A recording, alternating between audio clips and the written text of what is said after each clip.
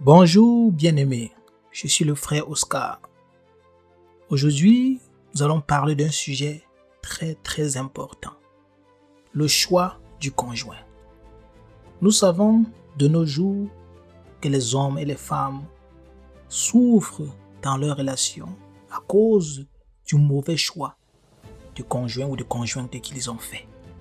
Donc ceci est capital, le choix du conjoint, pour la réussite, pour le devenir futur d'un homme ou d'une femme.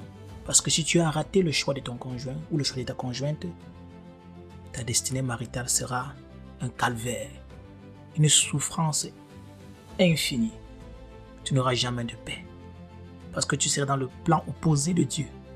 Tu serais dans le plan contraire de Dieu. Parce que tu as fait un mauvais choix de conjoint ou de conjointe. Alors bien-aimés, sans plus tarder, nous allons adorer l'Éternel. Éternel Seigneur mon Dieu, tu es tout pour moi. Que ton nom soit loué, que ton nom soit glorifié, que ton nom soit exalté, que ton nom soit élevé par-dessus tout. Qui est comme toi parmi les dieux, ô Éternel? Qui est comme toi, opérant des signes et des prodiges? Qui est comme toi, digne d'être glorifié, digne d'être exalté, digne d'être élevé par-dessus tout? Qui est comme toi, opérant des signes et des prodiges, car tes signes sont grands et tes prodiges sont puissants. Qui est comme toi, puissant en action et grand en conseil?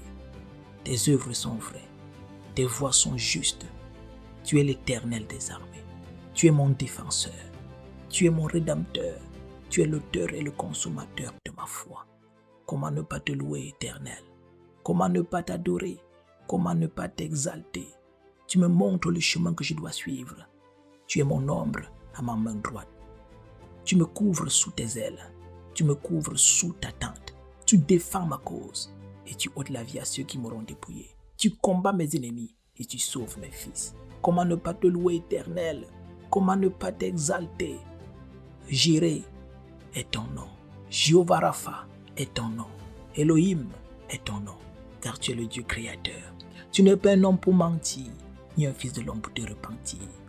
Tu ne te repens pas de tes dons, ni de ton appel.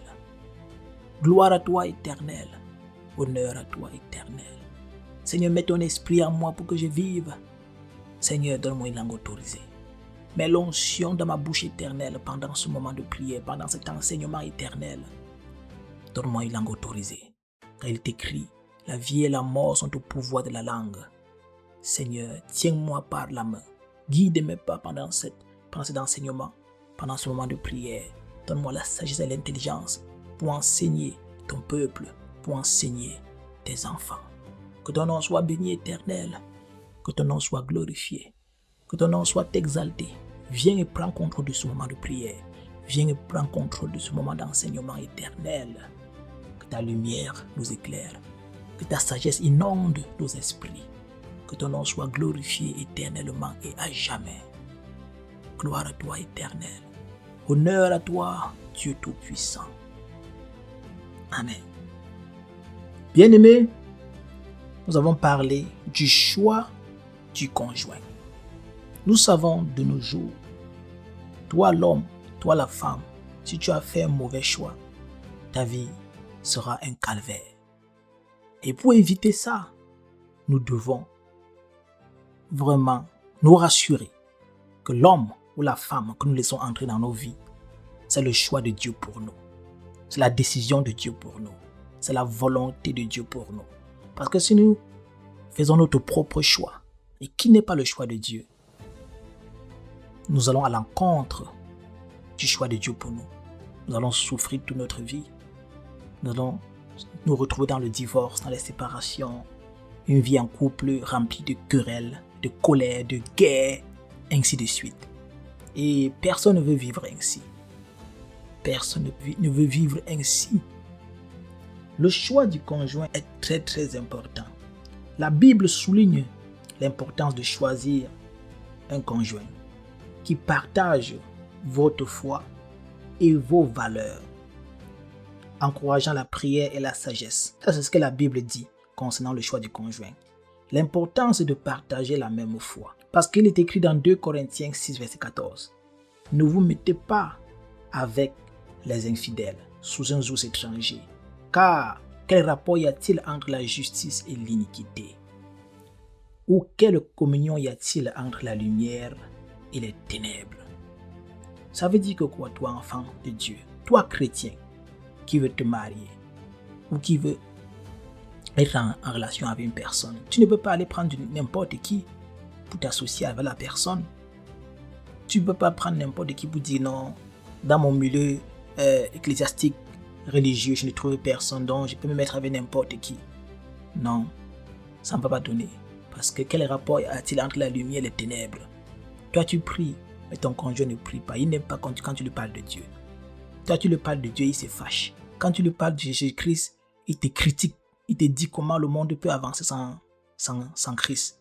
Donc, vous serez en perpétuelle confrontation chaque fois. Parce que tu as fait le mauvais choix. Donc, le choix du conjoint est capital. C'est primordial pour un chrétien. Parce que l'erreur que tu as faite détruira ta vie pour toujours. L'erreur que tu as faite détruira ta destinée prophétique pour toujours. Donc, il est primordial, il est impérieux pour toi, chrétienne, enfant de Dieu, de faire le bon choix. Si tu trouves un homme ou une femme que tu aimes et que tu veux te mettre avec la personne, demande à Dieu, invoque l'Éternel. Parce qu'il est écrit dans Jérémie 33, 3, invoque-moi, je te répondrai. Je t'annoncerai de grandes choses et les choses cachées que tu ne connais pas. Donc, il faut toujours invoquer Dieu. Demander à Dieu, qui est cette personne qui est avec moi? Seigneur, est-ce que c'est ton plan? Est-ce que c'est ta volonté? Avant de t'engager, même si tu es trop amoureux, même si tu es très amoureuse, il faut toujours demander à Dieu. Il faut consulter l'Éternel. Parce que si tu ne le consultes pas, tu auras tes yeux pour pleurer plus tard. Tu seras déçu plus tard. Parce que l'être humain ondoyant et divers. Il a une âme que tu ne peux pas contrôler. Donc il peut te dire des paroles avec la bouche, mais le fond, ce n'est pas ce qu'il pense réellement. Il peut te faire des promesses, mais ces promesses ne se réaliseront jamais. Parce que tu n'as pas un esprit, une capacité pour contrôler ce qu'il dit. Ou pour contrôler ce qu'il pense dans son cœur. Est-ce que ce qu'il dit est en communion avec ce qu'il pense? Mais sauf Dieu peut te révéler cela. Sauf Dieu peut te révéler cela. Pour trouver une conjointe, nous devons manifester la sagesse divine. Nous devons manifester la sagesse divine. Parce qu'il est écrit dans Psaume 37, verset 5. Recommande ton sort à l'Éternel. Mets en lui ta confiance et il agira. Il faut toujours recommander son sort à l'Éternel. Toujours et toujours. Et il va agir. Il ne ment jamais, il n'échoue jamais. Dieu ne nous abandonnera jamais. Quand tu recommandes ton sort à lui, il se manifeste toujours. Si tu veux te marier, il faut demander à Dieu. Il t'enverra la personne qu'il te faut. Ça ne peut pas être la personne que tu as toujours voulu dans ta vie, les formes que tu veux, le style que tu veux, mais selon le choix de Dieu, ça sera la bonne personne pour toi. Ça, c'est clair. Et quand toi, l'homme qui cherche une femme, il faut trouver une femme dont la valeur dépasse le physique. Parce que certains hommes de nos jours, quand ils veulent faire le choix de leur conjoint, ils regardent le physique, c'est-à-dire les formes. Ils regardent la couleur de la peau, ils regardent le postérieur, ils regardent la poitrine. Au fait, ils regardent le physique, quoi. Mais ce physique-là est éphémère. Parce qu'avec le temps, la chair vieillit. Mais si toi, tu avais aimé cette chair, si tu avais aimé cette peau, ce corps, pour te marier, demain tu seras déçu avec le vieillissement, avec les accouchements, le corps fan, et ainsi de suite. Mais tu serais très surpris parce que ce qui t'a attiré cette femme, c'était son physique. Parce qu'il faut aimer une femme de l'intérieur. Il faut aimer son esprit. Parce que quand tu as aimé son esprit, tu ne pourras jamais l'abandonner. Tu ne pourras jamais la quitter, même si elle vieillit, même si elle grossit dans le mariage, même si elle maigrit, ou même si elle devient handicapée ou inapte demain. Tu vas toujours l'aimer parce que tu l'avais aimé de l'esprit et non de corps et non de chair. Donc c'est très important pour toi, chrétien, qui veut faire le choix de la femme. Cherche une femme que tu as aimée de l'esprit et non de corps et non de chair. Il est bien vrai que ta femme doit t'attirer physiquement, mais tu dois aller au-delà de ça. Tu dois aller au-delà de l'attirance physique. Tu dois aller au-delà de l'attirance corporelle. Tu dois chercher son intérieur, son intimité intérieure. Tu dois essayer de te connecter à ça et non à son physique. Parce que si tu te connectes à son physique, demain tu seras déçu. Il faut te connecter à son âme et à son esprit. Si tu parviens à aimer son âme et son esprit, tu vas l'aimer dans les moments de crise, tu vas la supporter, tu vas la conseiller, vous allez grandir ensemble. Donc c'est un choix capital pour un homme. Le choix du conjoint selon la Bible repose sur la foi. Donc le choix du conjoint selon la Bible repose sur la foi. Donc il faut avoir la foi quand tu décides de te mettre avec une personne. Le respect des principes spirituels. Parce que toi tu peux être chrétien, tu peux épouser un musulman. Il y aura toujours une confrontation dans vos familles. Il y aura toujours une confrontation dans votre style religieux. Donc ça ne marche que dans le cas où une personne décide de se soumettre à la religion de l'autre. Mais si vous restez deux opposés, toi tu es chrétien, lui les musulmans, vous aurez toujours des problèmes à cause de ça. Parce que quand tu épouses un homme ou une femme, tu n'épouses pas seulement lui, tu épouses lui et sa famille. Et si c'est une famille ancrée dans sa religion chrétienne ou dans sa religion musulmane, vous aurez toujours ce conflit, vous aurez toujours ce problème qui va rebondir sur la table à chaque fois. À chaque fois, vous serez confronté à cette situation. Donc, faites le choix selon le respect des principes spirituels et la maturité du caractère. Donc, chaque personne doit être mature de caractère. Car le mariage est un engagement sérieux pour la vie qui nécessite de rechercher la volonté de Dieu par la prière. Donc, il faut rechercher la volonté de Dieu par la prière. Cet homme est-il de toi, Seigneur? Quelle est ta volonté dans notre vie? Quel est ton plan? Cette femme est-elle de toi, Éternel? Quelle est ta volonté? Quel est son rôle dans ma vie? Vous devez poser cette question à Dieu. Insistez, parlez à Dieu. S'il ne répond pas, insistez. Ne vous précipitez pas, vous pouvez mettre ensemble, de peur de vous faire du mal. Plus tard, quand Dieu aura répondu. Si tu es dans une relation et que tu sens et que tu n'es pas convaincu, ou peut-être il faut toujours invoquer l'Éternel. Il faut toujours l'invoquer. Parce que ça peut être un amour trop sucré, mais c'est le diable qui est derrière. Oui, tu peux tomber amoureux d'une personne, tu crois que non, c'est la volonté de Dieu, mais non, Dieu ne connaît rien dans ça. C'est le diable qui est derrière. Parce qu'il a vu ta destinée, on a précipité cet homme ou cette femme dans ta vie juste pour te dévier du plan de Dieu. Donc, à chaque fois, ne vous fiez pas sur l'amour que vous ressentez dès le début d'une relation. Non, il faut toujours invoquer l'Éternel parce que ça peut être un piège. Ça peut être une ruse que le diable a mis en place pour vous dévier du plan de Dieu. Oui, ça peut être un faux amour. Les gens appellent ça un coup de foudre qui débouche parfois sur des querelles, des disputes et la haine, la trahison. Parce qu'au départ, on a cru que c'était l'amour. Pourtant, c'était l'œuvre du diable, l'œuvre des ténèbres. Donc, il faut beaucoup se rassurer quand vous êtes en relation ou quand vous voulez vous mettre en relation avec quelqu'un. Vient-il de Dieu ou vient-il de mes ennemis? Parce que ce n'est pas toute personne que vous avez rencontrée qui vient forcément de Dieu ou qui vient neutre. Non, parce que toutes les rencontres dans la vie, ce n'est pas au hasard. Toutes les rencontres, soit la personne vient de Dieu pour venir transformer votre vie, changer votre vie, vous amener vers une autre horizon ou vers une autre dimension de votre vie, ou la personne vient pour vous régresser, vous détruire, vous dépersonnaliser pour toujours. Parce qu'il n'y a que ces deux options. Quand vous faites une rencontre dans votre vie, soit la personne vient pour vous élever ou soit pour vous rabaisser. Élever, c'est Dieu, rabaisser, c'est le diable. Et généralement, quand le diable entre dans nos vies, ça a toujours l'air brillant, beaucoup d'amour, beaucoup de cadeaux, beaucoup des effets. Mais le fond, ce n'est pas ce que nous voyons après. C'est après que nous constatons que c'était un piège. Il y a des promesses qui ne sont pas tenues en compte. Et tu vois là déjà, tu es enceinte, toi la femme. Toi l'homme, tu as enceinté deux femmes, mais tu ne sais pas si tu vas les épouser ou pas. Confusion totale, distraction. Donc, faites très attention, bien-aimés. Faites très attention par rapport au choix du conjoint. C'est primordial. C'est capital. Donc, le choix du conjoint repose sur plusieurs principes. Vous devez faire le choix selon la volonté de Dieu. Là, c'est clair. Là, c'est sans doute. Tu dois faire le choix selon la volonté de Dieu. De nos jours, on a des couples qui se querellent. Les divorces par-ci, séparation par-là. Parce qu'au départ, les gens se sont mis ensemble sans l'approbation divine, sans la volonté de Dieu. Sur un coup de tête, sur un coup de foudre, les gens se sont mis ensemble. Et aujourd'hui, il y a des pleurs partout, cris partout.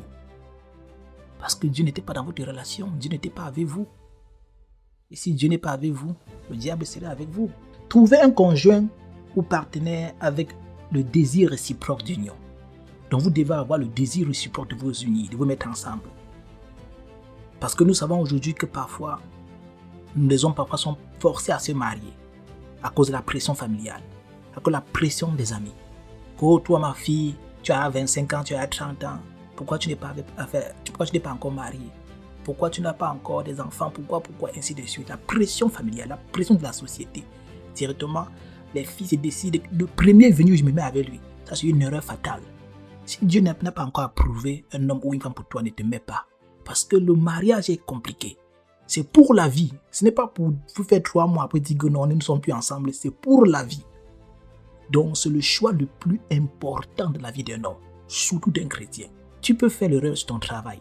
C'est gérable. Tu peux faire l'erreur sur l'école, sur tes filières de classe. C'est gérable. Mais l'erreur du choix du conjoint, c'est fatal, mon frère. C'est fatal. Parce que ça te tient pour toujours. C'est fatal. Donc, il faut vraiment savoir ce qu'on fait quand il s'agit de faire le choix du conjoint. Dieu, en réalité, nous oriente parfois dans le choix de nos conjointes. Même pas parfois, il nous oriente. Parce que Dieu ne te dira pas, telle fille, ça dépend des circonstances. Il y a des personnes qui disent, Dieu m'a dit que c'était ma femme là-bas. Mais parfois, il faut vraiment se renseigner encore, redemander à Dieu, est-ce que c'est vraiment toi qui m'as parlé? Parce que le diable peut venir te parler et dire, hey, telle femme là, c'est ta femme. Toi, tu crois que c'est Dieu qui t'a parlé. Directement, tu fonces dans le buisson, tu peux épouser une fille, pourtant ce n'était pas Dieu qui t'avait parlé. Ça fait le temps que tu comprends que l'affaire, c'est là, Dieu n'était pas dedans. C'était alors là-bas qui t'avait compris. Donc il faut vraiment parfois savoir écouter et redemander la confirmation. C'est des femmes que j'ai vues en rêve. Parce que j'aime quand Dieu veut te montrer, il ne te montre pas son visage. Tu vas voir la femme, tu peux voir les caractéristiques de la femme, tu peux voir la taille, tu peux voir la corpulence, tu peux voir la couleur, mais le visage, tu ne verras jamais. Parce que Dieu ne veut pas être responsable de ce qui va se passer entre toi et elle. Parce que imaginez, quand Adam avait péché, quand Dieu l'avait demandé, il a dit que c'est la femme que tu m'as donnée qui m'a poussé à faire ceci. Donc depuis le jour où Adam avait accusé Ève devant Dieu, tu fais ton choix et Dieu t'oriente. Si ce n'est pas la volonté de Dieu, Dieu te le dira. Dieu te le montrera par des signes. Exactement. Quand tu rencontres un homme ou une femme, il faut prier à Dieu, demander à Dieu, cet homme, s'il est de toi, Seigneur, que ta volonté s'accomplisse. S'il n'est pas de toi, Seigneur, retire-le de ma vie. Dans les semaines qui suivent, tu vas voir, les problèmes vont commencer. Dans les mois qui suivent, il y aura conflit, il y aura incomplémentarité entre vous. Ça va venir de nulle part. Et vous allez vous séparer. C'est clair. Parce que quand tu as demandé à Dieu, il va agir. Il va agir. Donc Dieu nous guide, il nous oriente vers notre choix. Mais le choix que nous avons fait, il nous donne l'esprit de discernement. Il nous guide par des signes, des songes, des indices tels que le caractère, la tolérance, la patience, l'amour d'autrui. Dieu nous donne la sagesse, les conseils et les critères pour faire le bon choix. Donc Dieu nous guide. Il nous guide par le choix du conjoint. Tu verras, tu sauras que si celui-ci m'appartient, celle-ci m'appartient. Avec celui-ci, je peux faire ma vie, avec celui-ci, je ne peux pas. Selon ce que Dieu te montre. Mais il faut avoir l'esprit de discernement pour savoir si ce que je vois s'il vient de Dieu ou du diable. Parce que même le diable peut t'embrouiller, peut essayer de créer la confusion entre toi et ton conjoint ou ta conjointe. Oui, une femme peut être de toi, mais au début de votre relation, ce sont des disputes et des querelles. Parce que le diable est à l'heure. Donc il faut vraiment avoir l'esprit de discernement pour savoir est-ce que cet homme vient de Dieu ou du diable. Est-ce que ce qui se passe, c'est l'œuvre du diable ou peut-être c'est Dieu qui veut nous mettre à l'épreuve. Vous devez savoir ça. Parce que parfois, une relation peut même être de Dieu, mais au début, ce sont des conflits, ce sont des querelles. C'est la dispute, malentendu, jalousie, c'est compliqué. Mais la relation de Dieu, c'est juste que l'ennemi s'est imprégné dans la relation. L'ennemi est entré dans la relation, il veut à tout prix détruire ça. Il va à tout prix que cette relation n'existe jamais. Parce que c'est la volonté de Dieu. Parce que votre bénédiction en dépend. Il y a des femmes ici dehors, elles ne sont jamais grandes tant qu'elles n'ont pas rencontré l'homme de leur vie. Il y a des hommes ici dehors, ils ne seront jamais ce qu'ils sont. Ils doivent être dans leur vie tant qu'ils n'ont pas rencontré la femme de leur vie. Ils vont toujours errer, tourner, aller de femme en femme. Mais tant qu'ils ne rencontrent pas celle-là qui était prévue pour eux, ils ne pourront pas percer. ils ne pourront pas émerger dans leur destinée. Donc, c'est parfois très capital. Il y a certaines femmes ici, elle doit prospérer lorsqu'elle a rencontré l'homme de sa vie. Elle doit évoluer, exceller dans tous ces domaines, dans tous les domaines de sa vie. Lorsqu'elle a rencontré l'homme de sa vie, le vrai partenaire spirituel. Mais tant que tu ne l'as pas rencontré, ne va nulle part. C'est comme ça. Pourquoi? Parce que le diable combat les mariages. Le diable combat les unions. Il combat les rencontres prophétiques. Parce que la rencontre prophétique débouche inexorablement sur le plan de Dieu, sur la volonté de Dieu. Mais il va tout faire pour que tu sois hors du plan de Dieu. Et quand tu es hors du plan de Dieu, tu ne reçois plus la bénédiction qui était prévue pour cette union. Tu ne reçois plus cette bénédiction. Si tu avais prévu faire 10 enfants selon le plan de Dieu, tu vas faire les enfants maintenant qui ne sont plus dans le plan de Dieu.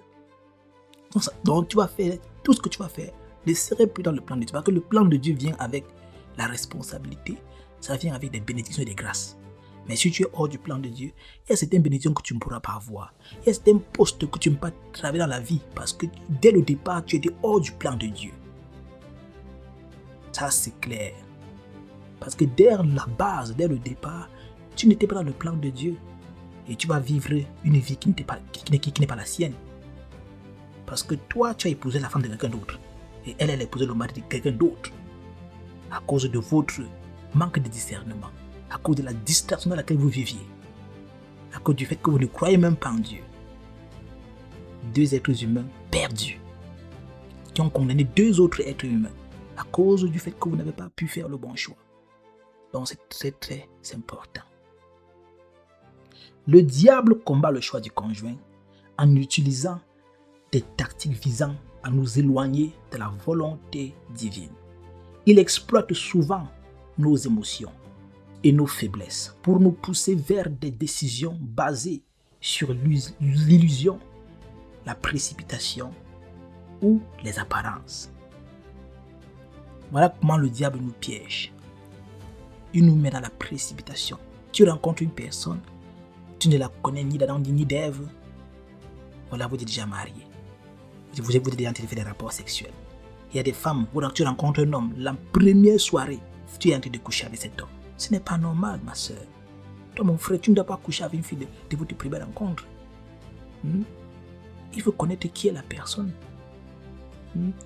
Quelle est sa famille avant de vous engager même pour dire que vous allez vous marier.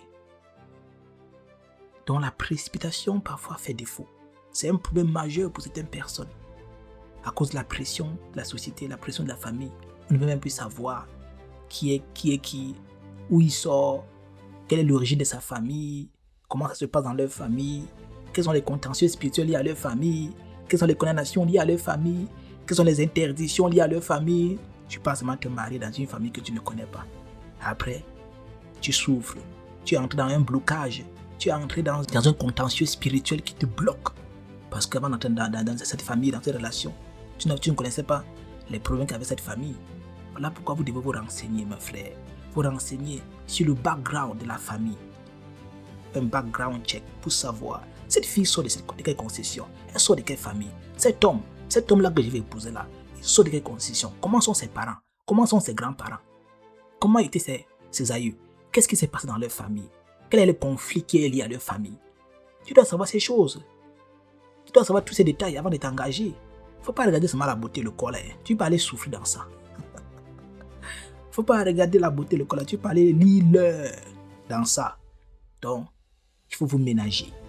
Il faut vous ménager de fond en comble pour savoir le partenaire que vous décidez de mettre dans votre toit. C'est primordial. Parce que le diable est à l'œuvre. Le diable manipule. Il te pousse. Les déceptions par-ci par-là. Les trahisons par-ci par-là. Dès que tu trouves une femme, boum, tu ne veux même plus réfléchir, boum, tu t'engages. Dès que tu trouves un homme, tu ne veux même plus réfléchir, tu t'engages. À cause de la frustration, à cause de la peur de vivre seul, à cause de la peur de la solitude. Beaucoup de personnes se sont engagées sans vraiment tenir compte de leur destinée future, sans vraiment tenir compte du plan ou de la volonté de Dieu. Mais tout ce qui se passe là, la précipitation, les injustices amoureuses, les trahisons, c'est le plan de l'ennemi. Le diable, il te satue avec ça pour que tu ne sois plus posé au moment de faire le choix du conjoint. Que tu ne sois plus assagi quand il s'agira de faire le choix du conjoint. que tu fais un choix dans la déprime. Et cela va déboucher sur ta destruction. L'illusion et la séduction charnelle te poussent à te focaliser uniquement sur l'apparence physique ou le confort matériel, en mettant sur le chemin des personnes qui flattent l'ego, mais qui sont l'incompatibilité spirituelle ou moralement. Il y a certaines femmes aujourd'hui que le choix de conjoint n'est basé que sur l'intérêt. C'est-à-dire quoi? Si l'homme n'a pas l'argent, s'il n'est pas stable financièrement, elle ne se met pas avec toi. Elle ne se met pas avec toi. Donc, le choix du conjoint n'est basé que sur le matériel. Oui, c'est déplorable. Hein? C'est déplorable. C'est lamentable même. Tu ne peux pas faire un choix du conjoint basé sur le matériel, basé sur la situation financière. Que non, oh, je veux un homme qui est déjà stable. Je veux un homme qui est stable financièrement. Et que toi-même tu es stable financièrement. Toi qui exige un homme qui est stable financièrement. Parfois, vous priez à Dieu. Il y a même des femmes qui prient à Dieu. Seigneur, je veux un mari, je veux un homme. Mais travaille d'abord sur ton caractère. Toi-même, personnellement, va demander à Dieu un homme qui est bon. Tu es là, tu es mauvaise, mauvais caractère. Tu boudes, on te parle, tu te fâches. Mais tu demandes à Dieu qui te donne un homme qui a un bon caractère, qui est stable financièrement. Pourtant, toi-même, tu n'es pas stable financièrement. Parfois, non, nous devons d'abord travailler sur nous-mêmes. Regardez nos erreurs, regardez nos lacunes, regardez nos imperfections. Travailler sur nous-mêmes d'abord, avant d'exiger certains styles de personne. C'est ça. Parce que Dieu dit, vous demandez, vous ne recevez pas parce que vous demandez mal. Tu demandes mal. Tu n'as pas la capacité de garder un homme ou de garder une femme. Mais tu es en train de demander à Dieu de t'envoyer un homme pour le torturer avec des manipulations. Pour le torturer avec ton caprice. Que non, chez nous, moi je suis capricieuse. On me connaît comme ça depuis chez nous. Moi je suis la dernière des derniers de famille. Mes parents m'ont trop chuchoté, donc mon mari doit me chuchoter. Ça ne se passe pas comme ça. Il faut respecter l'homme que tu choisis. Toi, l'homme, tu dois respecter la femme que tu choisis d'épouser. Laisse tes principes de famille là-bas de côté. Laisse comment tu as grandi. Quand tu décides de te mettre avec quelqu'un, c'est un inconnu. C'est une personne qui n'a pas grandi comme toi. C'est ça. Donc vous devez vous conformer pour pouvoir vous comprendre et vivre ensemble. La précipitation et la peur. Le diable utilise l'angoisse, de la solitude, la pression sociale ou familiale pour pousser au mariage avant d'avoir pris le temps de consulter Dieu et de réellement évoluer le caractère de l'autre. Évaluer, autant pour moi, le caractère de l'autre. Oui, comme j'ai dit tout à l'heure, le diable nous pousse à nous précipiter à cause de l'angoisse, la peur de la solitude, la peur de vivre seul, la peur de finir seul. Dès qu'un homme se présente, je veux t'épouser, oui. Je veux voir tes parents, oui. Tu ne l'as même pas évalué, tu ne l'as même pas étudié, tu ne l'as même pas scanné pour dire que tu vas l'analyser, pour savoir qui il est. Mais tu as seulement dit oui. Dès que le mariage est fini, la même nuit, même seulement, tu comprends seulement que le gars, il n'est pas fait pour moi. Tellement tu comprends que la fille, n'est pas faite pour moi. Et la même nuit que vous passez ensemble, tu comprends que tu as fait une erreur. Mais c'est fatal, hein. C'est très fatal si déjà la même soirée, tu constates qu'un homme ou une femme n'est pas fait pour toi. Et que vous venez de vous marier. C'est pour toujours, mon frère. Tu vas gérer ça comment? Tu vas expliquer comment? Les gens vont vous voir vous acclamer, mais au fond, tu sais que tu es tombé dans l'eau. Au fond, tu sais que tu as fait une erreur grave. Donc, et pour éviter ça, vraiment, prends ton temps. Nous avons aussi la manipulation et la double vie. Il peut masquer les défauts majeurs, tels que la violence, les crises psychologiques ou les intentions cachées d'un partenaire pendant la période de fréquentation, ne révélant sa vraie nature qu'une fois l'engagement pris. Donc, il y a des personnes ici mesquines, des personnes qui cachent leur identité, qui cachent leur caractère. Elle est soumise quand vous êtes ensemble, c'est-à-dire des personnes manipulateurs, des femmes manipulatrices, des hommes manipulateurs. Ils cachent leur côté diabolique et vous montrent le côté de paix. Mais au fond, ils sont des mauvaises personnes. Comme par exemple, on te tend la fleur avec la main droite, mais avec la main gauche, on a l'épée pour t'égorger. Donc, vous devez aller au fond de cette situation. Vous devez demander à Dieu que cet homme bon que j'ai rencontré ici là, est-ce qu'il est de toi, Seigneur? Quel est son caractère caché? Quel est son visage caché? Quelles sont ses intentions cachées? Vous devez demander ça à Dieu. Alors, c'est pas parce qu'il est tellement bon que forcément il est de Dieu. C'est pas parce qu'il est tellement, il vous donne des cadeaux, il vous gâte des cadeaux que forcément il vient de Dieu. Ça peut juste être une farce, un miroir, une apparence qui présente. Mais demain, vous serez déçus. Il y a beaucoup de femmes qui ont dit, oh, au début, il était gentil, il était quelqu'un, il était ceci, cela, il me faisait des cadeaux, il me faisait voyager. Mais depuis qu'on s'est mariés, tout ça a changé. Ce sont des bastons, c'est la querelle, et ainsi de suite. Il y a des hommes qui diront pareil. Quand je l'ai connue, elle était polie, elle était gentille, elle aimait ma famille. Mais depuis que nous sommes mariés, elle n'a plus jamais visité ma famille. Elle ne veut même plus que j'aide ma famille. Elle se néglige. Elle a changé de caractère. Ainsi de suite. Ainsi de suite. Vous savez, ceux qui vivent ce genre de relations savent ce que j'ai dit. Et c'est comme s'ils ont été piégés. Parce que la personne a utilisé la ruse pour vous avoir. La personne a manipulé vos émotions pour vous avoir. C'est très dangereux. Donc, on dit souvent que tout ce qui brille n'est pas d'or, n'est pas or. Chaque fois que tu es devant quelqu'un qui se comporte bien, il faut toujours demander à Dieu. Il faut toujours invoquer l'Éternel. Parce que ce n'est pas toujours ce qui brille qui est or. Ce n'est pas tout ce qui brille qui forcément vient de Dieu. Parce que le diable est l'ange de lumière. Quand il est devant toi au départ, tu ne sais pas que c'est le diable. Tu crois que non, c'est l'ange. Ça veut le temps que tu comprends que, hey, l'affaire là, c'est pas comme ça. C'est que le piège. Attention. Donc le diable, parfois pour nous semer la confusion, il va créer la division, le doute. Oui, quand il dit le doute, ça veut dire quoi? Parfois même tu peux être avec le partenaire de ta vie. Mais le diable sème le doute et la confusion. Il crée les embuscades, les querelles, les disputes. Le diable sème la confusion dans les pensées en faisant naître le doute. Le doute incessant des incompréhensions ou des conflits qui empêchent de bâtir une vision commune. L'homme de ta vie peut arriver comme ça dans ta vie, mais toi tu es incapable de voir. Tu es incapable même de savoir que c'est l'homme de ta vie. Parce que tu es tellement envoûté, tu es tellement ensorcelé, rempli de doute et de confusion. Et tu laisses ta chance passer. Il y a beaucoup de femmes aujourd'hui qui souffrent, pas parce que Dieu ne les a pas bénies. Dieu t'avait déjà béni. Mais c'est que dans ta distraction là, tu as loupé l'homme de ta vie. Toi, tu avais 1000 copains. Mais parmi les 1000 copains là, il y avait un qui était vraiment l'homme de ta vie. Mais comme tu avais plusieurs autres, tu n'es pas vraiment sûr qui choisir. Et aujourd'hui, tu te sens seul. Les hommes viennent et ils t'embrouillent, ils partent. Tu dis, Seigneur, envoie-moi l'homme de ma vie. Dieu t'a pas envoyé l'homme de ta vie. Il t'avait envoyé ça depuis. Mais la distraction. L'époque là, tu étais dans les choses bizarres. Tu étais dans les perruques. Tu mettais les griffes. Tu as les ongles que Dieu t'a donnés, mais tu n'as pas taillé, tu mets les griffes. Tu mets les ongles artificiels. Tu as les sourcils que Dieu t'a donnés, mais tu n'as pas taillé, tu mets les sourcils artificiels. Tu as les cils que Dieu t'a donnés, tu tailles, mais tu mets les crayons. Mais mon frère, et après tu es surpris que tu as loupé ton étape de bénédiction.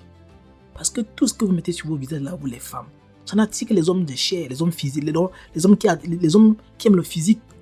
Si un homme t'aime à cause de tes perruques et de tes maquillages que tu mets là, non, c'est un homme qui va te détester quand tu vas vieillir. C'est un homme qui ne sera plus avec toi quand il ne verra plus ces choses. Parce que c'est ça qui l'attire. Mais de nos jours, les femmes disent que non, moi, mes perruques que je mets, les hommes aiment ça, c'est ça que les hommes aiment. Mais qui t'a dit ça? Si un homme te dit que ça lui plaît, c'est pas l'homme de ta Dieu. L'homme là ne vient pas de Dieu. Sinon, un homme te dit un jour qu'il a aimé ta perruque, il a aimé ton maquillage, il a aimé tes ongles, il a aimé tes faux trucs que tu as mis. Ma soeur, il ne vient pas de Dieu. Ce sont les signes. On appelle ça le red flag, c'est-à-dire les signes rouges qui démontrent que celui-là ne vient pas de Dieu. Si un jour, toi, la femme, tu as peint ton visage, comme on dit, femme Picasso. Donc aujourd'hui, les femmes font la peinture sur le visage, dans les enfants de Picasso, en quelque sorte. Tu as mis le petit rouge ici, tu as mis le make-up, les cils, tu as taillé, tu as même mis les lentilles. Enfin, les femmes ont tout mis. De nos jours, elles mettent tout. Mais si un homme te court après à cause de ça, sache que il ne vient pas de Dieu. C'est ça qui l'attire. C'est ça qui est en train de l'attirer. Il y a des femmes aujourd'hui qui sont obligées de faire le bébé L. La chirurgie esthétique. Changer les fesses, changer les seins. Juste pour attirer l'homme. Mais ça attire les hommes là, ils vont venir comme ça, ils vont toujours vous laisser après. Parce qu'il n'est pas venu spirituellement. Il n'est pas venu avec une décision divine. Il vient juste parce que c'est ton corps là qui l'attire, c'est ta chair là qui l'attire. C'est ton maquillage là qui est en train de l'attirer. C'est ce qu'il va aussi te laisser après. Parce que dès qu'il va te connaître, Parce que le rapport sexuel, c'est connaître une personne spirituellement. Dès qu'il va te connaître spirituellement, s'il n'y a pas fusion, s'il n'y a pas connexion entre vous, il va te laisser. Malgré le fait que tu te blindes avec ses make-up, malgré le fait que tu te blindes avec ses perruques et ces choses-là, tu serais surprise que malgré ça, il t'a toujours laissé. Que moi, la femme, si je suis belle, les hommes courent derrière moi, mais pourquoi ils couchent avec toi et te laissent? Parce que ce n'est pas ça qui fait une relation, ce n'est pas tout ton physique là qui fait une relation en quelque sorte. Mais les femmes se font tromper de nos jours par des appréciations. Oh ma chérie, tu es belle, ta perruque est si à merveille, waouh, ton postérieur est soutenu. Mais elle sait très bien qu'elle a fait le bébé, elle est partie en Turquie pour se faire opérer. Mais les hommes apprécient ça et ça les fait gonfler la poitrine. Mais l'homme qui t'apprécie ça comme ça là, c'est pour t'induire juste en erreur. C'est pour te rendre juste borné. C'est pour te rendre juste borné. Toi, une femme, pour attirer un homme, n'a pas besoin de toutes ces choses-là. Tu dois être naturel comme Dieu t'a créé. Tu dois être naturel comme Dieu t'a créé. Parce que Dieu, quand il envoie l'homme dans ta vie, il a donné les signes que l'homme là doit te rencontrer avec. Donc il permettra à cet homme de te rencontrer. Exactement. Quand Dieu envoie un homme dans ta vie, il met les signes sur toi qui permettra à cet homme de te rencontrer. Il saura que c'est elle. Donc il y a des signes. Quand Dieu veut envoyer un homme où il va dans ta vie, il y a des signes. Mais si tu as changé ton caractère, il ne te verra plus.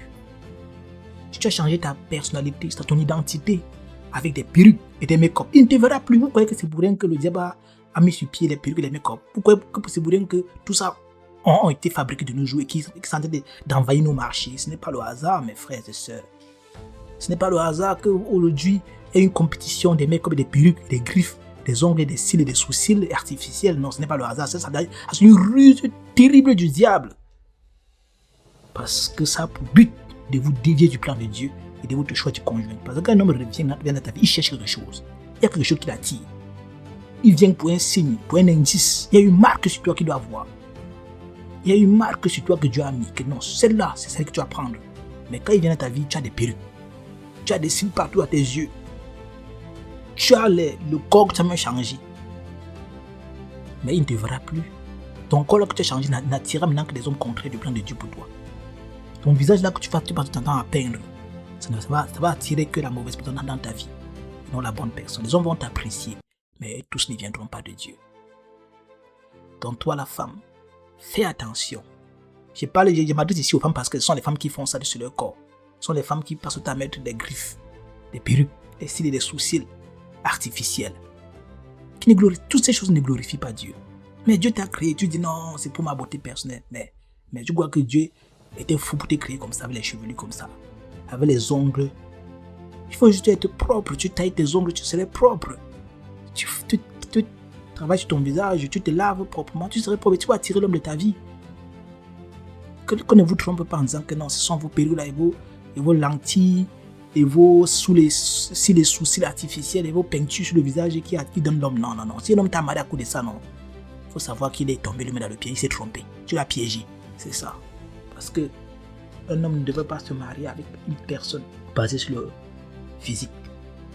Tu dois savoir, est-ce que vous êtes complémentaires spirituellement? Et toutes ces choses-là débouchent sur les échanges de destinée maritale. Parce que si tu fais l'erreur et tu fais un mauvais choix, ta destinée est changée. Ta destinée maritale a été bafouée. Ta vraie destinée maritale est bafouée. Et le diable nous combat aussi comment? Pas de mariage sacrifié ou vendu. Tu peux être dans une famille où tes parents ont vendu ton mariage, ont sacrifié ton mariage, mais tu ne connais pas. Dans ta vie, tu es incapable de rencontrer l'homme de ta vie parce que tes parents avaient vendu ton mariage. Parce qu'il y a des enfants qui naissent avec des grandes destinées maritales. Il y a des femmes qui naissent avec des grandes destinées maritales. Et si dans ta famille il y a des sorciers ils vont voir cela. Et ils savent que si cette fille réussit à épouser cet homme, elle va changer vraiment l'histoire de leur famille. Si cet homme réussit à épouser cette fille, il va vraiment exceller dans tous les domaines de sa vie et il va pouvoir changer la malédiction qui est attachée à sa famille. Mais comme il y a dans ta famille des sorciers et qu'ils ont vu cela depuis ton enfance, ils ont bloqué ça. Non seulement ils ont bloqué ton mariage, ils ont soit vendu, soit échangé. Oui. Il y a des femmes qui ont épousé des blancs en Europe. Le jour qu'ils sont venus en Afrique pour présenter leur mari à la famille, le monsieur est mort. Et même s'il n'est pas mort, dès qu'ils sont rentrés, le mariage s'est gâté. Il y a eu séparation. Parce qu'il y a des mariages qu'on doit protéger et des mariages qui changent une destinée. Voilà pourquoi le diable va combattre, il va sacrifier vos mariages, il va vendre. Voilà pourquoi il y a des mariages vendus, il y a des mariages emprisonnés, il y a des interdictions, il y a des embargos spirituels, les interdictions à te marier. Parce qu'on connaît que si celle-ci se marie, elle va exploser. Si celle-ci se marie, elle va devenir celle que Dieu veut qu'elle soit. Si le gars se marie, il va faire l'œuvre de Dieu. Il va faire exactement la volonté de Dieu. Donc pour empêcher ça, le diable va se précipiter pour t'envoyer des fausses femmes, pour te pousser à faire des erreurs dans ta jeunesse, ou même pour soudoyer tes parents, pour qu'ils vendent ton mariage, pour qu'ils sacrifient ton mariage. Il y a aussi des obligations de choix marital par des parents. Parfois, il y a certaines filles, elles ne comprennent pas pour comment ses parents sont en train d'insister, épouser tel homme, que non, c'est le fils de mon ami, de mon meilleur ami, c'est depuis l'enfance qu'on a prévu que vous devez être ensemble. Parfois, ça peut être un pacte spirituel, mais tu ne connais pas ma chère soeur ou mon cher frère. Parfois, si vous voyez les parents qui sont en train d'insister que vous épousez le fils de leur ami, parfois c'est un pacte, une liaison dans la confrérie satanique. On veut vous marier ensemble pour renforcer la lignée satanique, pas pour votre bien. Donc vous devez vraiment être prudent, mes chers frères, mes chères sœurs. Quand vos parents insistent que vous devez épouser l'enfant de leur ami d'enfance, l'enfant de leur partenaire financier, non, ce n'est pas pour votre intérêt, c'est pour leur intérêt personnel, c'est pour leur intérêt à eux. C'est pour leur intérêt à eux. Ça, c'est un échange qui sont faits. Ça, c'est une connexion, une coalition dans le monde spirituel, le monde des ténèbres. Et c'est vous, les deux personnes qui sont des sacrifiés, des boucs émissaires. Vous êtes les deux boucs émissaires, les deux personnes qu'on va utiliser pour faire l'alliance. Et dans ce cas, ça ne sera jamais le plan de Dieu. Ça ne sera jamais le plan de Dieu. Parce que ce sont leurs décisions à eux, à cause de leur conflit satanique dans lequel ils se trouvent. Donc, faites très attention quand vos parents insistent beaucoup sur le choix de votre conjoint. Il y a des mariages spirituels imposés qui bloquent la destinée maritale. On peut t'imposer un mariage spirituel. Tu peux être dans une famille, tu as une lumière, tu as une grâce, tu as une étoile qui brille. Les sorciers de ton famille ont vu ça. Ils vont t'imposer un mariage spirituel. Ils peuvent te marier même à ta grand-mère. Ils peuvent même te marier. Il y a même des gens que les parents les ont épousés. Il y a des filles qui sont mariées à leur propre père. Spirituellement, il y a des hommes qui sont mariés à leur propre mère. Spirituellement. Parce que la maman ne veut pas que tu te maries avec notre fille. Parce qu'elle va t'emprisonner spirituellement. Elle va te conserver, elle va te tenir. Ou dans le cas contraire, on te marie à un démon qui va bouleverser ta vie, qui va t'empêcher de faire vraiment le bon choix du conjugal. Parce qu'on connaît que ta destinée conjugale est puissante. Ta destinée conjugale va t'amener dans de grandes victoires sur cette terre. Donc, si vous aussi dites que ta vie est beaucoup combattue spirituellement, maritalement, sache que tu as une grande destinée spirituelle, maritale. Sache que tu as une grande destinée maritale. Parce que si on combat beaucoup ton mariage, sache que ton mariage va déboucher sur des grandes choses. Là, c'est clair. Là, c'est clair. Et généralement, l'ennemi, pour faire cela, il commence que dès l'enfant, dès le bas âge. Il commence que dès le bas âge à te pousser à faire des mauvais choix, des erreurs sur erreurs, erreurs sur erreurs. Il y a des enfants qui se font violer. Vous croyez que c'est quoi? On a déjà détruit sa vie, ta destinée maritale. Quand tu vois un enfant, un bébé qui se fait violer par son père, vous croyez que c'est quoi? Que c'est normal? Non. C'est qu'on est venu détruire dans sa vie, on est venu voler dans sa vie. On a détruit sa destinée maritale, on a détruit tout, quoi. Toutes ces filles qui se font violer là, on ne sait pas, ce n'est pas le hasard qu'elles se font violer. Ce n'est pas le hasard. On sait ce qu'on te prend, on sait ce qu'on te vole. Donc, c'est ça. Il y a aussi le piège par les rapports sexuels hors mariage. Aujourd'hui, beaucoup de personnes vont dire I get my girlfriend, I get my boyfriend. Ça, c'est un piège du diable, mon frère. Parce que cela va directement ta destinée maritale.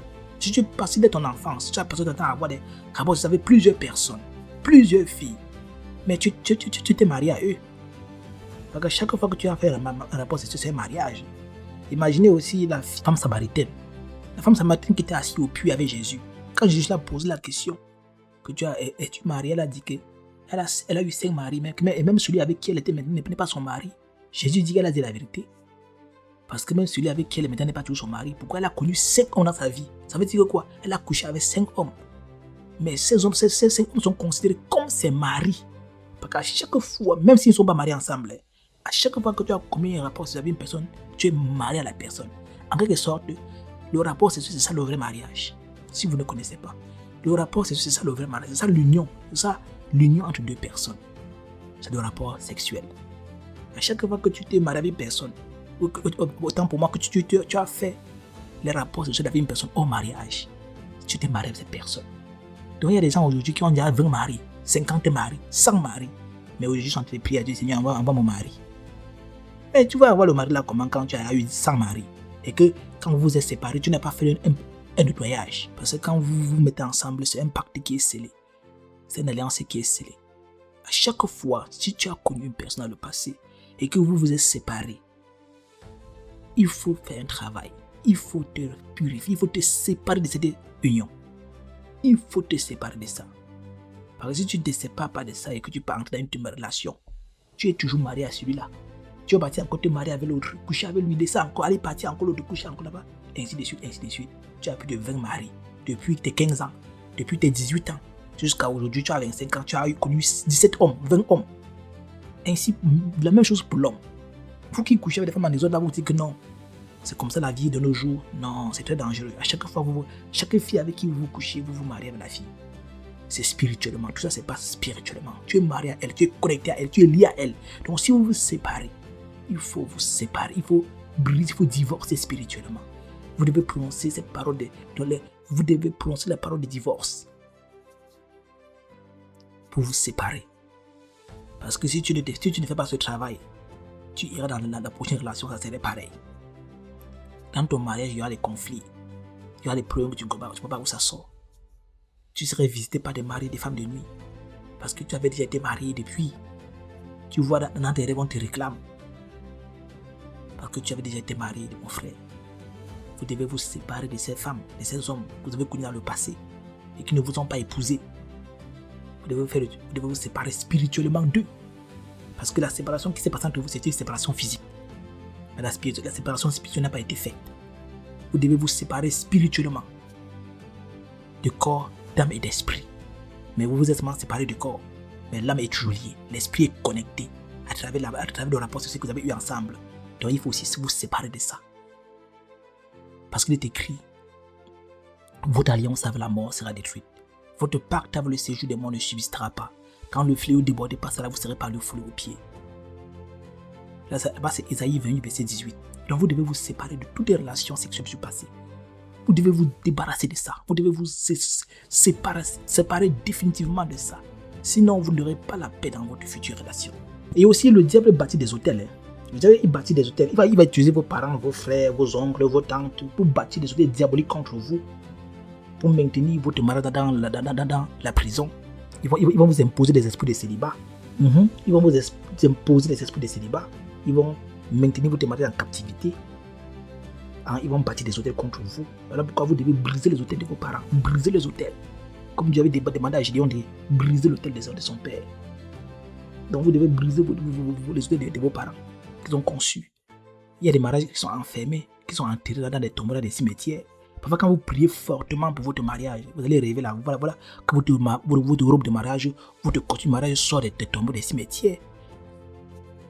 Un jour, j'avais fait une prière violente. J'ai fait un rêve. Dieu m'a envoyé d'un territoire inconnu. J'avais l'épée à main. Je devais briser, c'était un tombeau. Il y avait des tombes au sol. Quand je brisais la tombe, je voyais les mariages qui sortaient de terre. Quand je brisais la tombe, je voyais les avions qui sortaient de terre. Quand je brisais les tombes, je voyais les bébés, même des jumeaux qui sortaient de terre. Là, ça ne me concernait pas. Dieu me montrait que dans le monde spirituel, il y a des mariages qui sont enterrés. Il y a des voyages qui sont enterrés. Il y a même des enfants qui sont enterrés. Il y a des bénédictions qui sont enterrées. Et le jour-là, j'avais pour but d'aller délivrer tous ceux qui ont leur bénédiction enterrée. J'avais vu des tombeaux, dans le monde spirituel, j'avais vu des tombeaux enchaînés. J'avais des permanents, je devais briser ces tombeaux. À chaque fois que je brisais ces tombeaux, je voyais les gens qui sortaient, les âmes qui sortaient, les mariages qui sortaient. Et le jour-là, Dieu m'utilisait, c'était rapide, comme si Dieu n'avait pas de temps.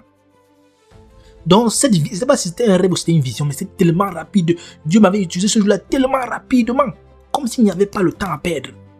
C'est comme s'il n'y avait pas le temps à perdre. Je ne sais pas si j'avais fait une prière. Quand je me suis couché directement, boum, j'étais parti dans le monde spirituel. Et j'avais l'épée à main. J'avais pour but de briser ces tombeaux. Les tombeaux enchaînés. À chaque fois que je brisais un tombeau, ça s'ouvrait. Je vois les mariages qui sortaient, les robes de mariage qui sortaient. Je vois les enfants qui sortaient. Je vois les avions qui sortaient de la tête des tombeaux. Donc, il y a des gens aujourd'hui qui souffrent. Ils sont dans des mauvaises relations, dans des mauvais mariages parce que leur vrai mariage avait été enterré. Donc ici, dans ce cas, vous devez imposer à la terre de vomir votre vraie destinée maritale. Vous devez imposer aux tombeaux qui sont enfermés, qui retiennent vos mariages captifs, de se briser et que vos mariages s'échappent et que vos mariages sortent de terre. Parce que la terre a avalé beaucoup de choses. Les ennemis confient beaucoup de nos biens à la terre. L'ennemi confie beaucoup de nos bénédictions à la terre. C'est ça. C'est une vérité. L'ennemi peut te marier avec les fétiches de sa famille. L'ennemi peut te marier même avec un objet. L'ennemi peut même te marier même avec un animal. L'ennemi peut te marier avec une poupée vaudou. Oui, on te prend comme une statuette. On prend une statuette, on vous scelle ensemble, on vous attache. On lance dans une calebasse, dans une canarie. Tu es marié à un truc que tu ne maîtrises même pas. Dans ta vie même réelle, tu n'arrives jamais à trouver un partenaire. Dès que tu trouves une personne, 2 semaines ça se gâte. Tu trouves une femme, 2 semaines ça se gâte. Tu trouves celui-ci, 2 semaines ça se gâte. Parce que tu es marié à une chose que tu ne maîtrises pas. Il y a des personnes qu'on a mariées aux poupées. Il dit aux poupées vaudou, aux statuettes. Il y a des personnes qu'on a mariées aux escargots. On t'a pris Gozala, on a pris une statuette. On a pris la coquille de l'escargot. On vous a liés ensemble. On a fait des rituels. On a dit que c'est toi que vous êtes mariés ensemble. Dans ta vie maritale, c'est une lenteur, tu ne comprends pas. Déception sur déception, rejet sur rejet. Il y a des personnes qu'on a pris les statuettes comme ça, on a lancé dans une canarie, on a pissé à l'intérieur, on a déposé les sels à l'intérieur. On a déposé les sels, c'est-à-dire les caca à l'intérieur. C'est un esprit de rejet. Tout partout où tu pars, tu es rejeté. Tu n'attires que les mauvaises personnes. Tu n'attires que les fausses personnes. Là-bas, il faut faire un travail. Il y a beaucoup de travail que l'ennemi fait pour nous empêcher de faire des rencontres divines, de rencontrer le partenaire de vie.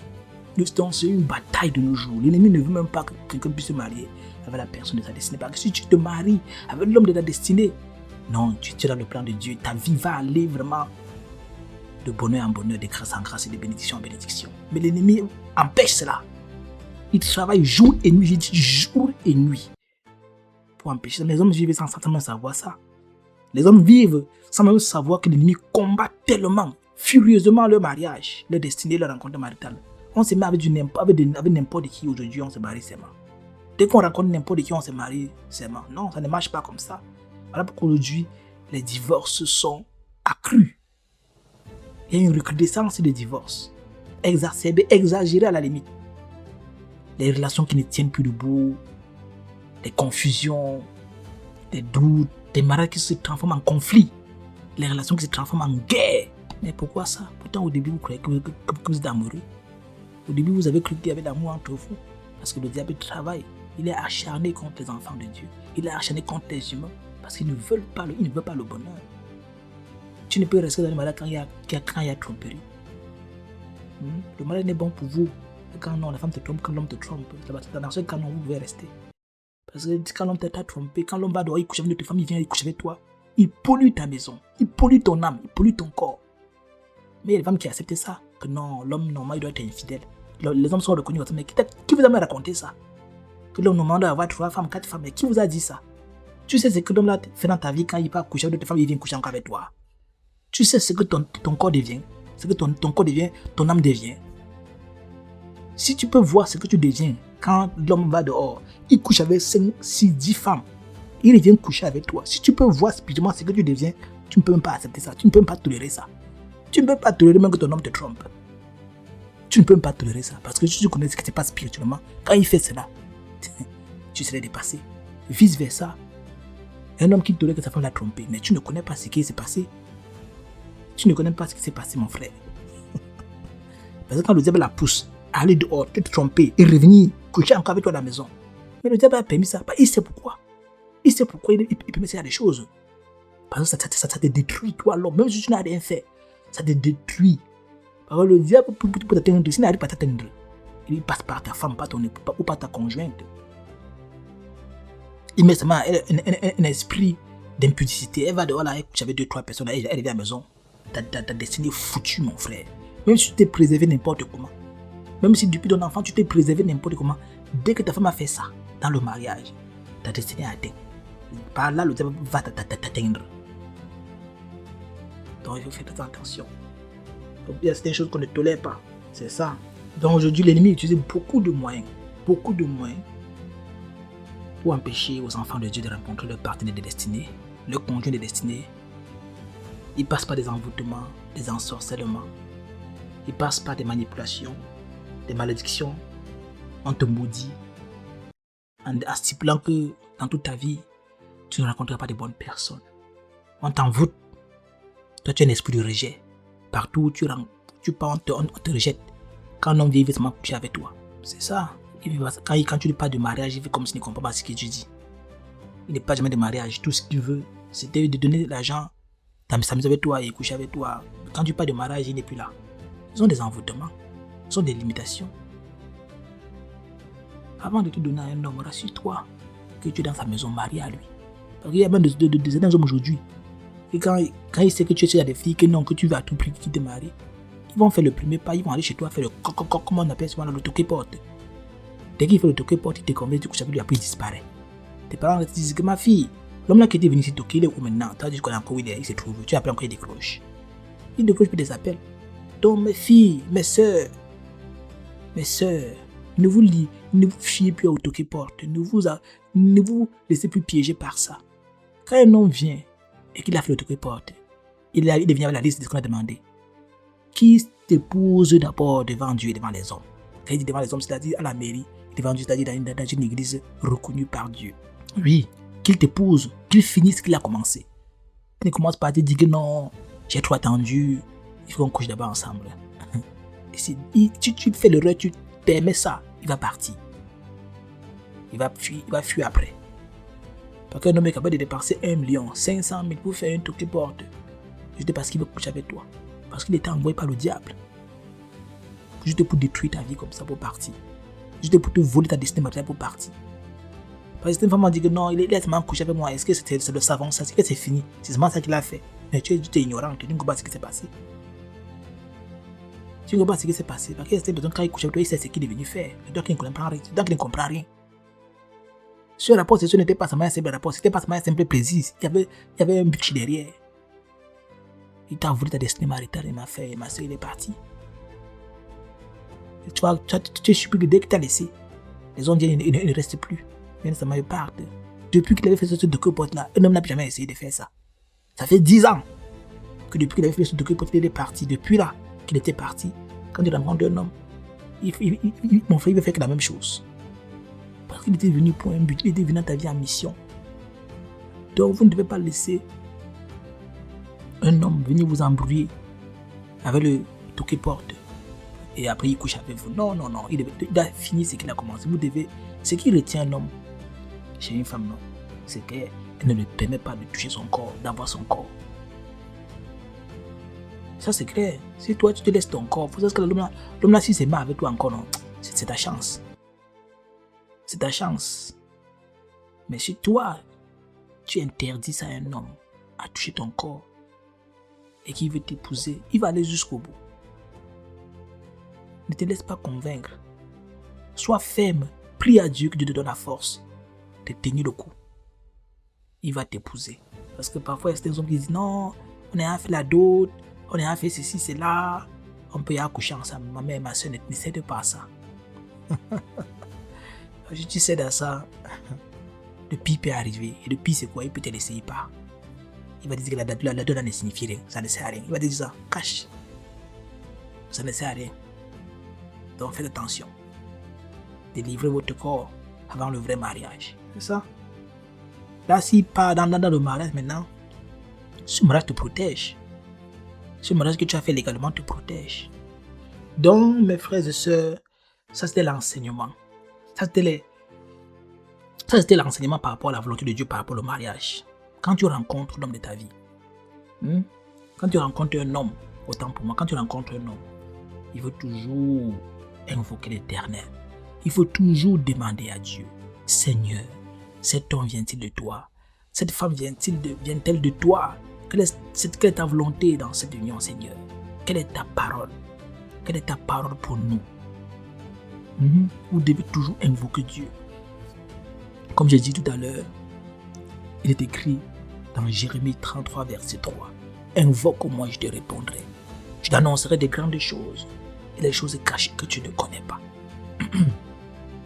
Donc, il faut toujours invoquer Dieu. Même s'il ne t'a pas répondu la première fois, patiente. Même si après 1 mois, 2 mois, 1 an, il ne t'a pas répondu, patiente. Jusqu'à ce qu'il te réponde. Jusqu'à ce qu'il te donne un indice. Jusqu'à ce qu'il te donne une direction, une directive. Tant que tu n'as pas cette directive, mon frère, ma soeur, il faut patienter. Oui, il faut patienter. Si tu ne patientes pas, tu auras tes yeux pour pleurer plus tard. Et il faut éviter la précipitation, comme j'ai dit. Il faut éviter la précipitation. Il faut éviter de regarder les hommes et les femmes selon leur physique. Il faut les regarder de l'esprit. Il faut les regarder de l'esprit. Il faut les aimer de l'esprit et non du corps. C'est vrai. Mais il faut d'abord que l'homme ou ta femme que tu épouses t'attire aussi. Mais ça va au-delà de là. Il faut le regarder spirituellement. C'est ça. Donc mes frères, sans plus tarder, nous allons faire quelques prières qui pourront nous permettre de rencontrer nos partenaires de vie, nos conjoints de destinée et de dévier le plan de l'ennemi qui veut à chaque fois nous empêcher de nous épanouir dans notre destinée maritale. Donc vous allez répéter cette prière avec moi. Après moi, vous allez répéter cette prière. Donc je vais aller doucement pour que chacun puisse comprendre les paroles que je prononce et chacun puisse répéter et prier pour sa délivrance. Et mes chers frères, mes chères sœurs, je vous en prie de partager cette prière, partagez-la massivement pour que ceux qui n'ont pas eu la chance d'écouter cet audio puissent aussi l'écouter et être sauvés et être assagis. Seigneur mon Dieu, accorde-moi la grâce de rencontrer ma conjointe. Toi l'homme, tu dis ma conjointe. Toi la femme, tu dis mon conjoint. Donc à chaque fois que je prononce un mot, si toi l'homme, tu dois dire ma conjointe. Toi la femme, tu dis mon conjoint. Nous continuons. Seigneur mon Dieu, accorde-moi la grâce de rencontrer ma conjointe ou mon conjoint dans un cadre harmonieux selon ta volonté, au nom puissant de Jésus-Christ. Car il est écrit dans Proverbe 18, verset 22, celui qui trouve une femme trouve le bonheur. C'est une grâce qu'il obtient de l'Éternel. Ô Éternel, toi qui dis qu'il n'est pas bon que l'homme soit seul, permets-moi, selon ta grande miséricorde, selon ta grande majesté, de rencontrer la femme de ma destinée, selon ta volonté, pour que ton nom soit glorifié, au nom précieux de Jésus-Christ. Car il est écrit dans Genèse 2, verset 18, il n'est pas bon que l'homme soit seul, je lui ferai une aide semblable à lui.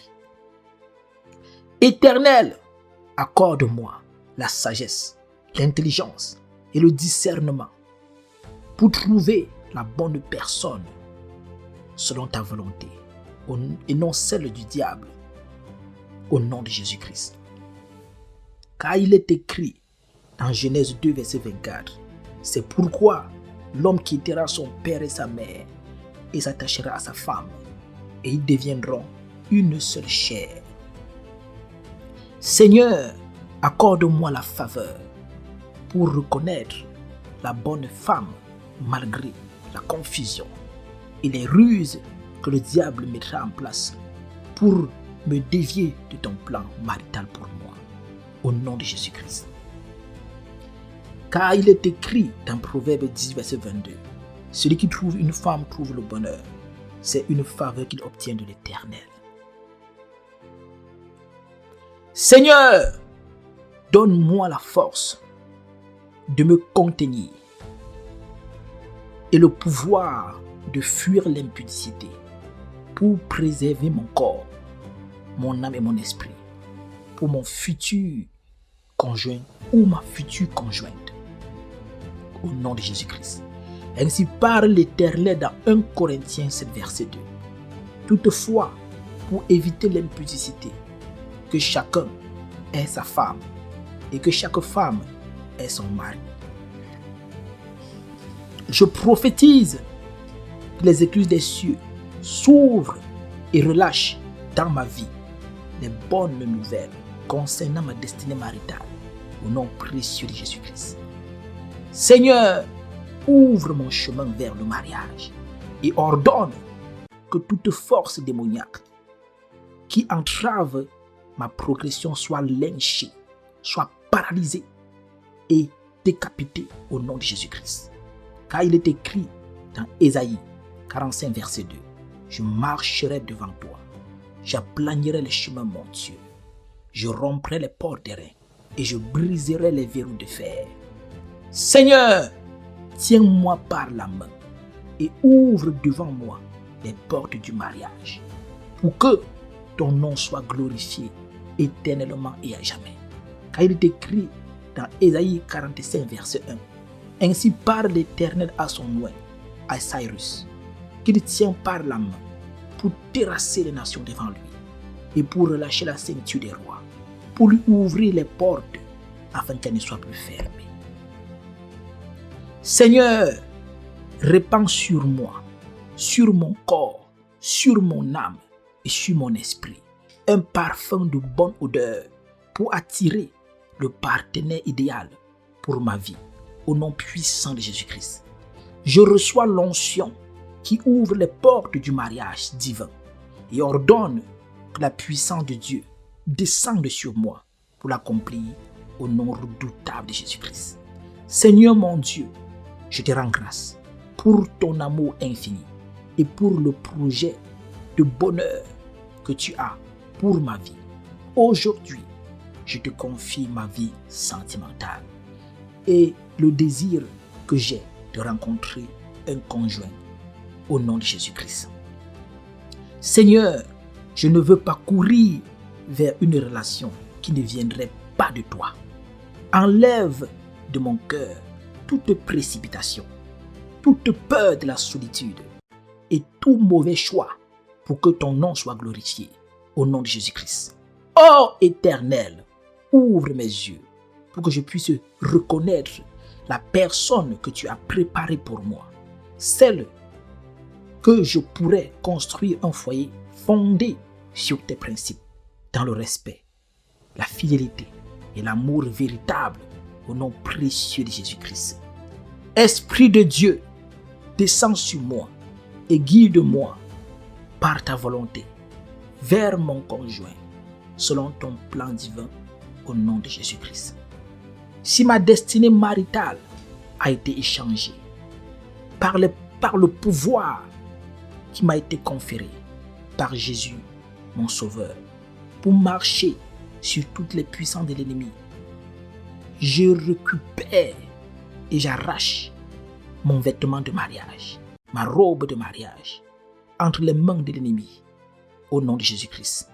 Car il est écrit dans Jérémie 1, verset 10, « Regarde, je t'établis aujourd'hui sur les nations et sur les royaumes, pour que tu arraches et que tu abattes, pour que tu ruines et que tu détruises, pour que tu bâtisses et que tu plantes. » Si mon mariage et ma rencontre prophétique ont été sacrifiés ou vendus par mes parents dans la sorcellerie, j'invoque le sang de Jésus pour les racheter des couvents de la sorcellerie au nom de Jésus-Christ. À cause de mon sacrifice de rachat pour le mariage, je récupère mon mariage qui avait été sacrifié, qui avait été vendu au nom puissant de Jésus-Christ. Toi, ma conjointe divine, où que tu te trouves, je t'appelle, je t'ordonne de venir te manifester dans ma vie avec un effet immédiat au nom de Jésus-Christ. Si ma conjointe dédestinée avait été cachée loin de moi, dans les extrémités de la terre, j'invoque le vent d'Orient de souffler. J'ordonne que le vent du nord, le vent de l'ouest souffle et la ramène à moi dans un bref délai au nom redoutable de Jésus-Christ. Toi, ma future conjointe, si tu avais été emprisonné dans une autre relation, je te commande de sortir de cette relation et de venir dans ma vie au nom puissant de Jésus-Christ. Car il est écrit dans Jean 2, dans Jean 3, autant pour moi, verset. Un homme ne peut recevoir que ce qui lui a été donné du ciel. Seigneur, donne-moi la force de ne pas céder au choix marital venant de mes parents. Si celui-ci ne te glorifie pas, au nom de Jésus-Christ, je renverse par le tourbillon de feu toute stratégie que la sorcellerie familiale a mise en place pour me marier à une femme sorcière, pour que je puisse joindre leur confrérie satanique au nom puissant de Jésus-Christ. Que toute femme sorcière, que tout homme sorcier qui a été envoyé par mes ennemis pour me séduire et me dédier du plan de Dieu soit exposé et chassé par le feu au nom puissant de Jésus-Christ. J'invoque le marteau de feu de l'Éternel pour démolir tout autel de célibat qui a été bâti contre moi au nom puissant de Jésus-Christ. Car il est écrit dans Exode 34, verset 13. Au contraire, vous renverserez leurs autels, vous briserez leurs statues et vous abattrez leurs idoles. Je prophétise que toutes les limitations sataniques qui entravent mon bonheur marital soient brisées et renversées au nom précieux de Jésus-Christ. Tout mariage spirituel qui m'a été imposé par mes ennemis pour me dévier de mon vrai mariage divin soit brisé et révoqué par le sang de Jésus au nom puissant de Jésus-Christ. Car il est écrit dans Ésaïe 28, verset 18, votre alliance avec la mort sera détruite. Votre pacte avec le séjour des morts ne subsistera pas. Quand le fléau débordé passera, vous serez par lui foulé aux pieds. Je prophétise que tout esprit de confusion et de doute qui a été relâché dans ma vie par mes ennemis pour que je m'auto-détruise soit dissoute par le tsunami de feu de l'Éternel au nom puissant de Jésus-Christ. Car il est écrit dans Ésaïe 59, verset 19. Quand l'ennemi viendra comme un fleuve, l'Esprit de l'Éternel le mettra en fuite. Je déclare que toute science occulte qui a été pratiquée pour m'éloigner de mon conjoint divin soit brisée et que le verdict soit annulé au nom de Jésus-Christ. Je décrète que tout manteau de rejet qui m'a été porté par la sorcellerie pour m'empêcher de rencontrer ma conjointe divine soit ôté et brûlé par le feu du Saint-Esprit au nom puissant de Jésus-Christ. Que tout masque hideux, laid que la sorcellerie a mis sur mon visage, que je sois rejeté, soit ôté et brûlé, fracassé au nom suprême de Jésus-Christ. Tout rêve où je me suis vu en train de marcher dans la poubelle ou dans la boue soit brisé et que tout esprit de rejet qui m'avait été imposé ce jour soit brisé et révoqué au nom redoutable de Jésus-Christ. Je prophétise que tout rêve où mon identité a été changée pour que je ne puisse jamais rencontrer l'homme de ma vie, ni reconnaître mon futur conjoint, soit brisé et annulé au nom de Jésus-Christ. Tout rêve où une inconnue portait ma robe de mariage à ma place est annulé et que ce qui m'a été volé me soit restitué au nom redoutable de Jésus-Christ. Car il est écrit dans Job 20, verset 18, il rendra ce qu'il a gagné et n'en profitera plus. Il restituera tout ce qu'il a pris et n'en jouira plus. Je viens, par le sang de Jésus, rompre tout mariage occulte qui a été conclu pour moi dans le règne des esprits pour m'empêcher de rencontrer mon conjoint divin au nom de Jésus-Christ. Que toute barrière invisible qui a été bâtie entre ma conjointe et moi pour nous empêcher de nous rencontrer sur la terre des vivants soit brisée et démolie par le bulldozer de l'Éternel des armées, au nom puissant de Jésus-Christ. Ainsi parle l'Éternel dans Ésaïe 45, verset 2. Je marcherai devant toi, j'aplanirai les chemins, mon Dieu, et je romprai les portes d'airain, et je briserai les verrous de fer. Tout rêve où ma bague de mariage a été volée soit brisé et annulé. Et j'ordonne au voleur de me restituer immédiatement ce qu'il m'a volé au prix de sa vie, au nom de Jésus-Christ. Car il est écrit dans Nombre 5, verset 7, il confessera son péché, il restituera dans son entier l'objet mal acquis, en y ajoutant un cinquième. Il remettra à celui envers qui il s'est rendu coupable. Je prophétise que toute dot mystique qui a été payée par des démons à mes parents pour me marier mystiquement dans le but de me disqualifier du mariage terrestre soit annulée et rompue par le sang de Jésus, au nom redoutable de Jésus-Christ. Je viens par le feu de Dieu rompre tout mariage occulte qui existe, qui subsiste entre moi et des poupées vaudou au nom de Jésus-Christ. Si j'ai été marié à une statuette, à une poupée, à un objet, à un animal, je brise le mariage au nom puissant de Jésus-Christ. Toute stratégie que le monde des ténèbres a mis en place pour me dévier de ma destinée maritale, en m'envoyant des faux amours, des faux conjoints, soit brisés et révoqués au nom de Jésus-Christ. Je prends le sang de Jésus et je me sépare de tout faux amour qui m'a été imposé par le monde des ténèbres pour me tenir occupé, loin de mon vrai mariage destiné au nom de Jésus-Christ. Toi, ma femme, si tu es un homme, tu dis toi, ma femme. Si tu es une femme, tu dis toi, mon mari. Quel qu'en soit l'endroit où mes ennemis t'ont caché, je t'ordonne de sortir de cette prison et de venir te manifester dans ma vie au nom puissant de Jésus-Christ.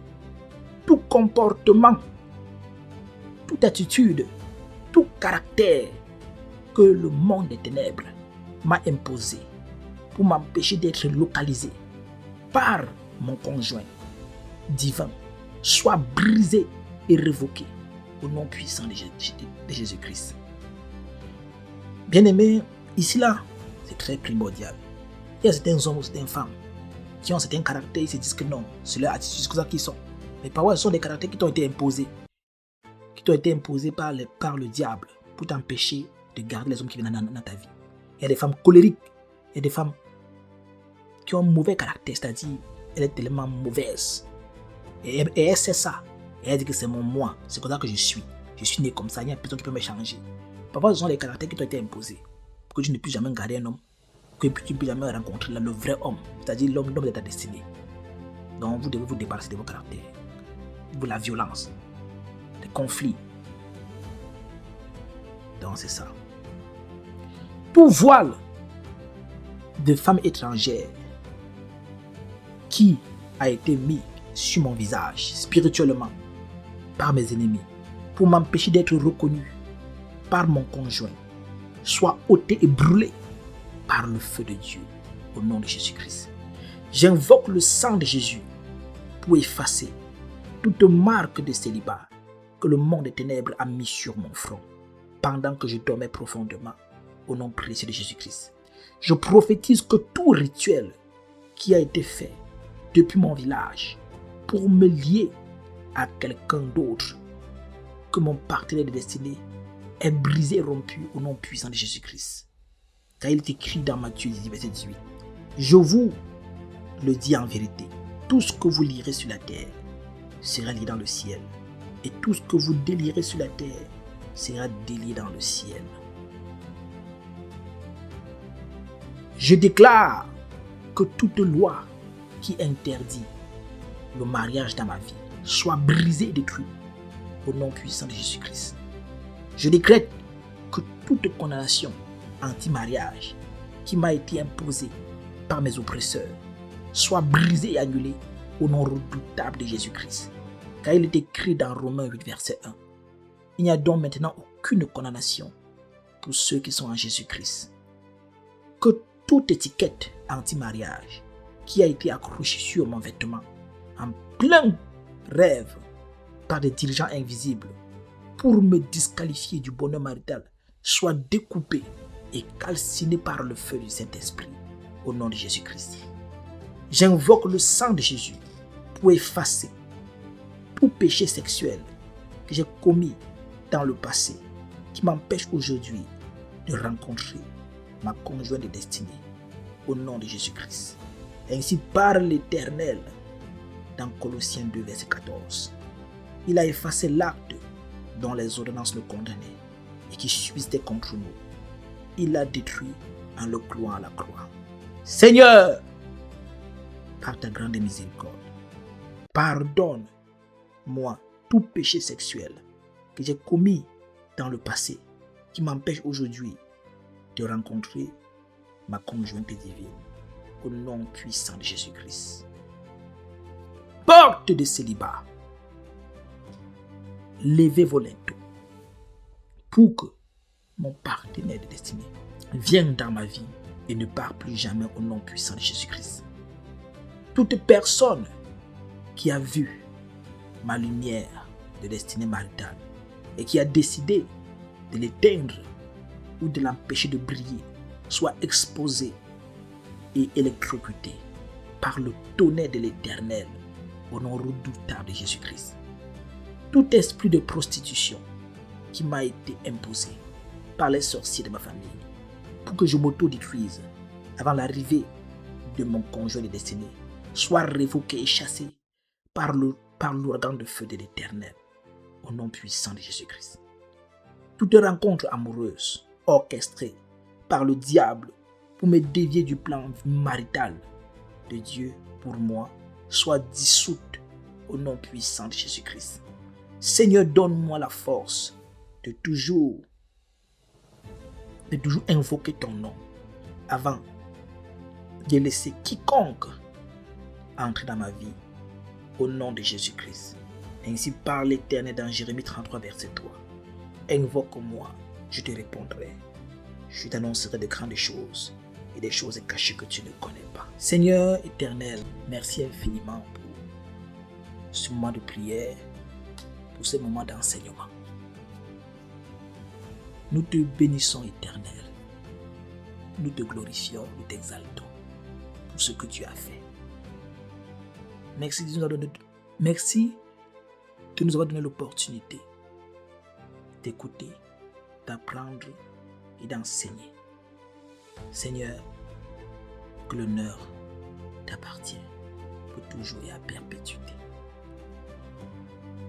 Que tous ceux qui vont s'élever contre nous, après cette prière, soient foudroyés, soient détruits au nom de Jésus-Christ. Que les démons, les esprits impurs, les autorités, les dominations qui vont se dépêcher pour briser et détruire l'accomplissement de cette prière ou pour empêcher cette prière d'être exaucée, soient frappés et enchaînés par les anges de l'Éternel au nom de Jésus-Christ. Tout esprit impur qui sera relâché contre nous après cette prière, pour que cette prière ne joue aucun rôle dans notre vie, soit lynché, foudroyé au nom de Jésus-Christ. Nous plongeons nos corps, nos âmes et nos esprits dans le sang de Jésus-Christ. Et nous déclarons que toute arme forgée contre nous, après cette prière, soit annulée sans effet. Au nom de Jésus-Christ. Seigneur, je te dis merci. Merci infiniment de m'avoir permis de faire cet audio, d'enseigner selon ta volonté. Je te prie, Éternel, de toucher le cœur de ceux qui ont écouté cet audio. Transforme-les, Éternel. Que ce message touche leur cœur. Que ce message transforme leur vie. Que ce message reste ancré dans leur intelligence et dans leur conscience. Pour qu'ils ne puissent plus tomber dans les pieds de l'ennemi. et pour que ton nom soit glorifié éternellement et à jamais. Gloire t'appartient éternelle, honneur t'appartient éternel, car c'est par ta grâce et par ta volonté que nous faisons ceci. Que ton nom soit béni éternel, que ton nom soit glorifié éternellement et à jamais. Bien-aimés, je vous remercie de m'avoir écouté. Je vous remercie de m'avoir donné la possibilité de vous enseigner. Merci, merci pour tout. Soyez bénis, soyez bénis en moi. Et je vous en prie, partagez, soyez bénis.